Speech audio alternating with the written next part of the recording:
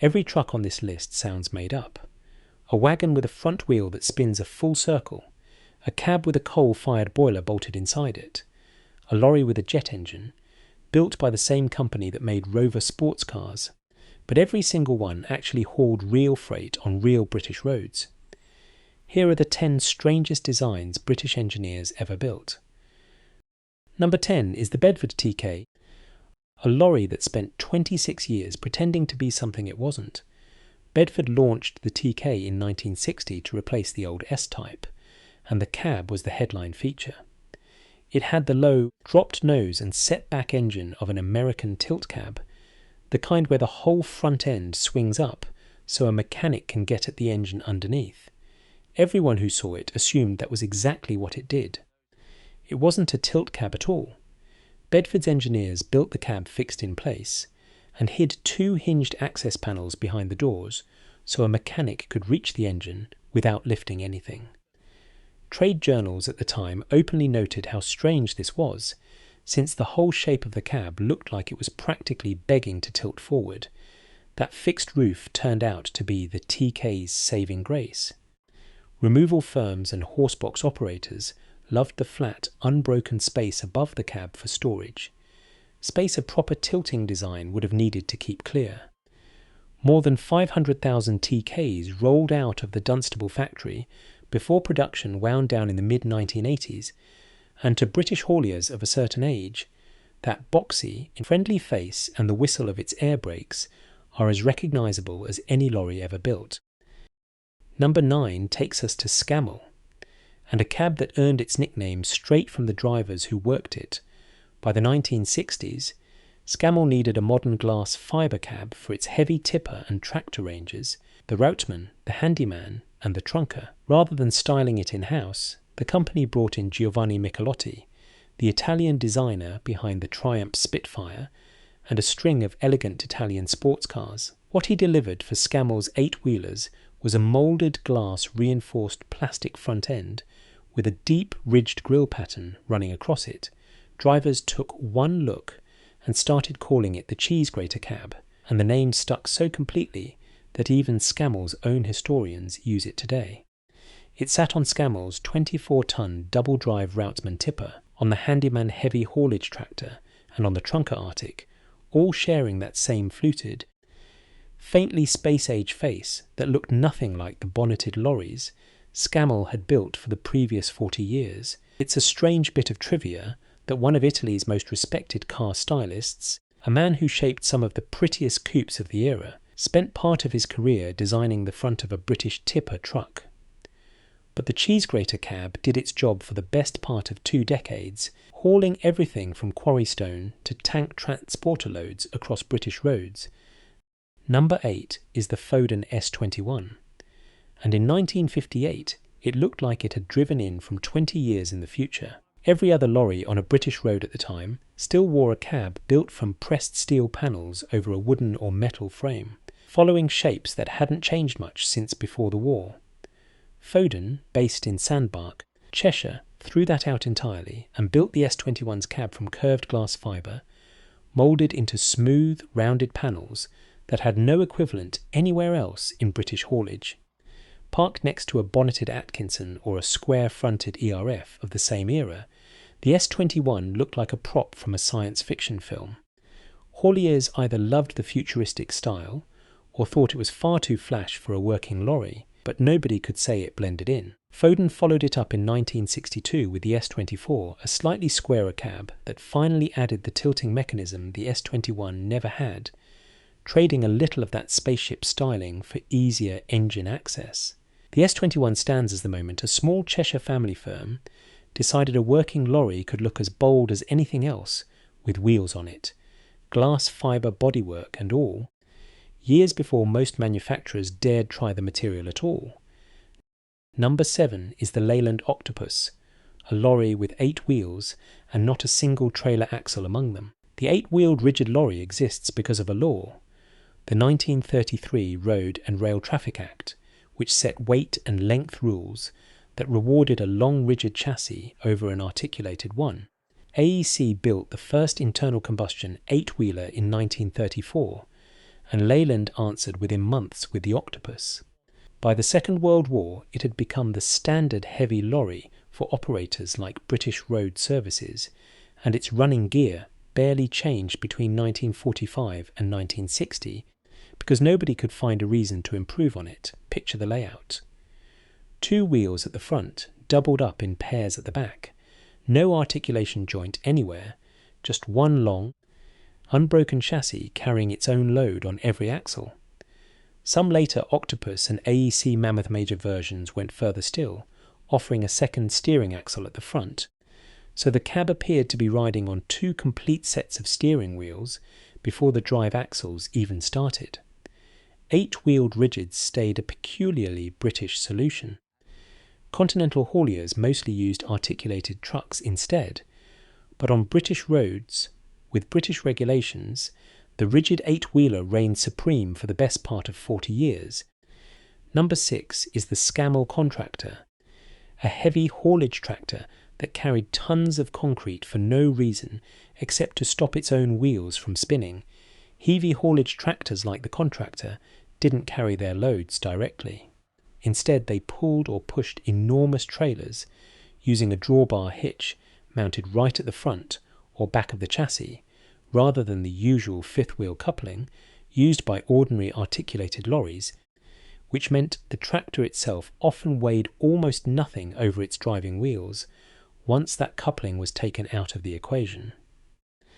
The fix was the ballast box, a steel container bolted over the rear axles and packed with concrete blocks or steel plate, sometimes weighing many tons on its own, purely to press the drive wheels hard enough into the road to get any grip at all. When Consett haulier Siddle C. Cook bought a Scammell Contractor SPT 600, a 6-wheel drive model, back in 1955, these machines hauled locomotives off scrapyard sidings, moved bridge sections, and dragged tank transporters loaded with military hardware down British roads, all powered by a tractor unit that was by design. Number 5 is the Commer TS3, an engine with 3 cylinders and 6 pistons that somehow still only needed 1 crankshaft. Roots Group set a small team at Humber to work on this in around 1946. What they built was a 2-stroke diesel where each of the 3 cylinders held 2 pistons, one at either end, running toward each other to compress the fuel and away from each other on the power stroke, an opposed piston layout more commonly found in submarines and aircraft than in a delivery lorry. The TS3 debuted in 1956, displacing 3¼ litres and producing around 105 horsepower, figures that don't sound dramatic today, but were excellent for such a compact engine at the time. What made it unforgettable was the sound, a hard metallic knocking rattle that gave the engine its nickname among drivers.